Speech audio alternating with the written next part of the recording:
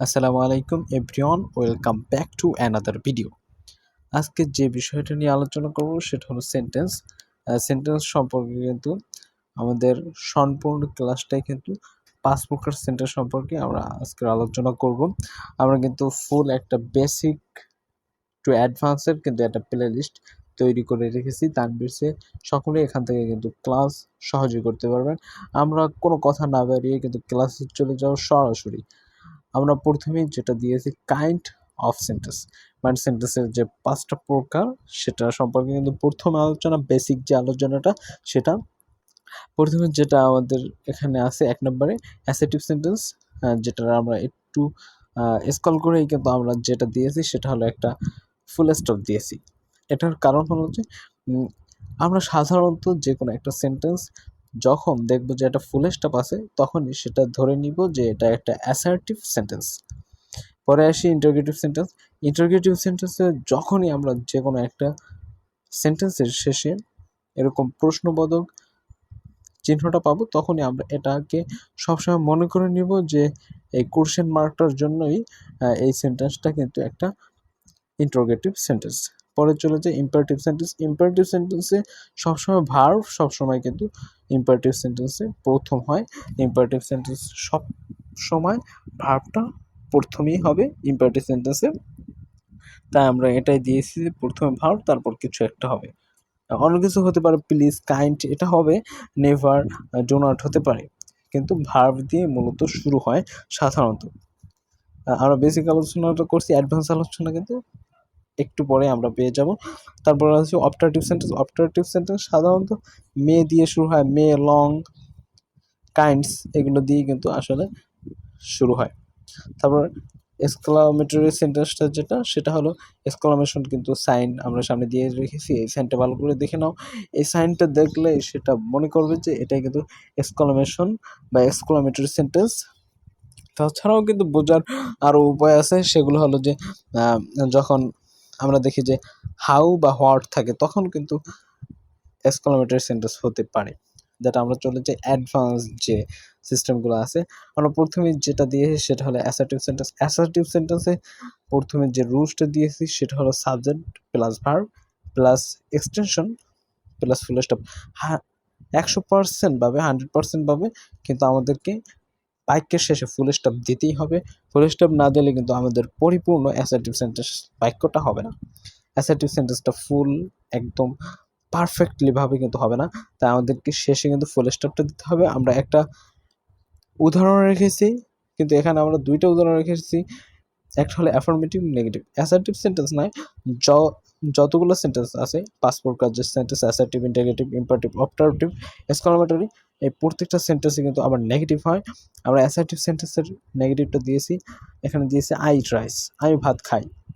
এখানে আমরা do not দিয়ে কিন্তু এখানে রাইস করেছি, এটা কিন্তু যদি ইন্টারাকশন করি বা শর্ট করি তাহলে কিন্তু আই ডোন্ট ইট রাইসও আমরা বলতে পারি এখানে, বা আমরা ব্যবহার করতে পারি I don't rice, I don't eat rice.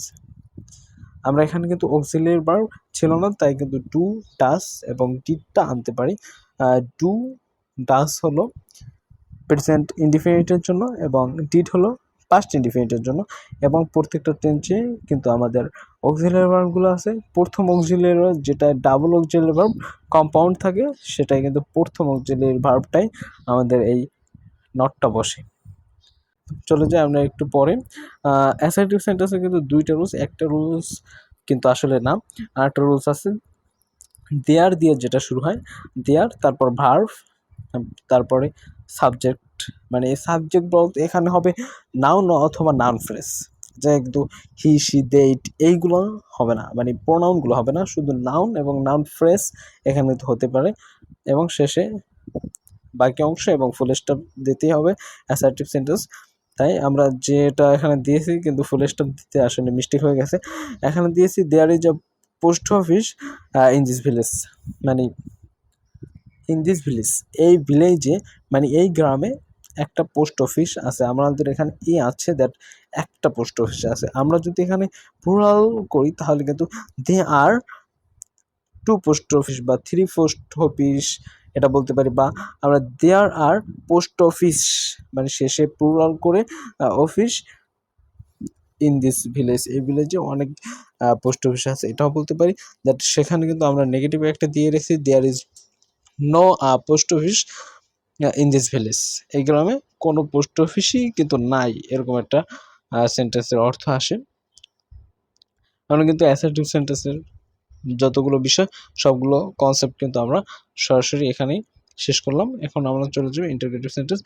লক্ষ্য করতে পারি যে অ্যাসার্টিভ সেন্টেন্সের পরে কিন্তু ইন্টারগেটিভ সেন্টেন্সের শুরু হয় হলো অক্সিলারি ভার্ব এবং ডাব্লিউএস কোশ্চেন দিয়ে।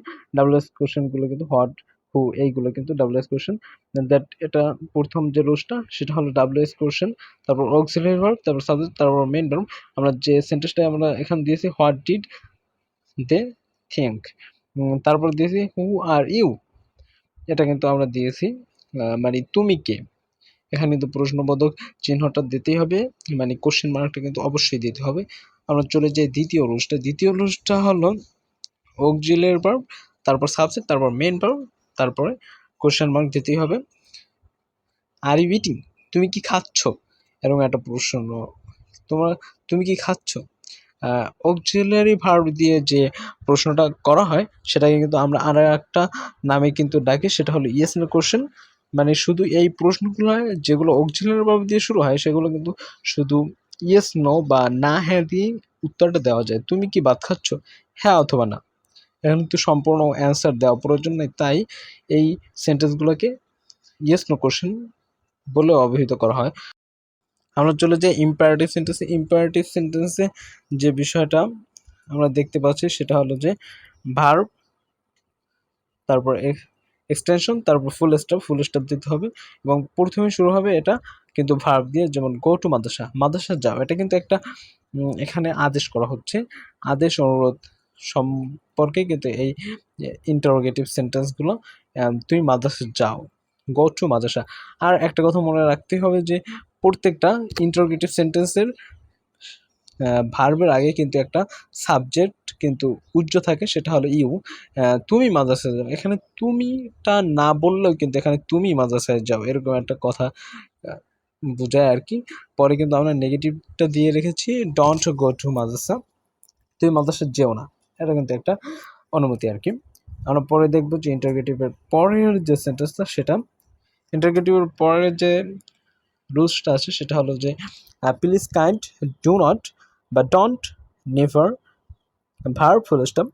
আমরা এখানে যেটা দেখতেছি প্লিজ কাইন্ড, এটা অনুরোধ, এবং পরের যে ডন্ট বা ডু নট বা নেভার কখনোই না, আর ডু না এটাই কিন্তু আসলে দেওয়া হচ্ছে। তারপর ভার্ব, তারপর ফুল স্টপ দিতে হবে। প্লিজ কাইন্ড, এখানে আমরা যে সেন্টেন্সটা দেখছি যে আমরা যদি প্লিজ শাট দ্য ডোর, দয়া করে দরজাটা বন্ধ করো, আর যদি আমরা নেভার দিই যে নেভার শাট দ্য ডোর, কখনোই তুমি শাটারটা বন্ধ করো না, কখনোই দরজাটা বন্ধ করো না।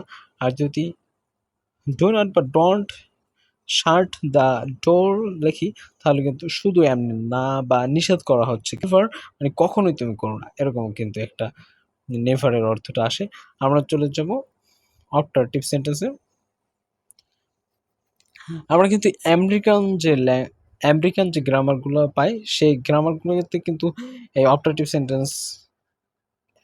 সেন্টেন্সটাকে ধরা হয় না। সেন্টেন্স কিন্তু 4 প্রকার তারা ভাবে আর কি, কিন্তু আমাদের যে ব্যাকরণগুলো আছে সেগুলো কিন্তু আমরা 5 প্রকারই পেয়ে থাকি।